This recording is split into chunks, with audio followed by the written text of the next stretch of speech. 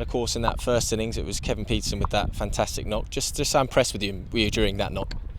I mean, like I touched on earlier, it wasn't a flat pitch then. He had to work very hard. The bowlers bowled very nicely, and the bowlers bowled differently to what he'd be used to. And he was prepared to bat some time, and then once he'd got through those hard spells, he did what Kevin Pietersen does, and that was entertain a pretty big crowd.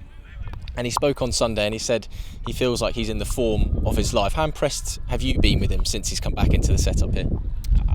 I'm not really qualified to comment on somebody with Kevin's ability and what he's achieved in the game. It's there for everybody to see. The things that he can do, there are very few people in the world. And I think the things that people miss is that when he's getting runs and playing well at one end, the guy at the other end is getting an easier ride because the opposition are very much intimidated by the way that he plays. So I think that's the biggest thing that is a positive for us at the minute, and that's down to a few people to make some decisions down the line.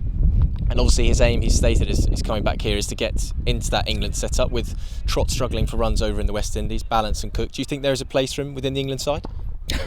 It's only been one innings. I wouldn't write anybody off at any point. So the three that you mentioned and Kevin, I wouldn't write anybody off. I'm in a very fortunate position. I get to have an input into Surrey, and the England stuff leave to the selectors. That's what they paid a fortune to do.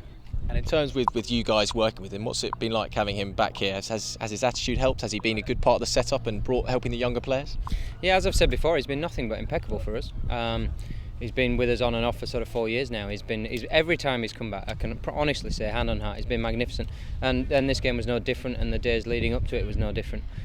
He's prepared to help the bowlers, he's prepared to help the batters, and keeps things very simple for individuals. And he's there to help as much as he can.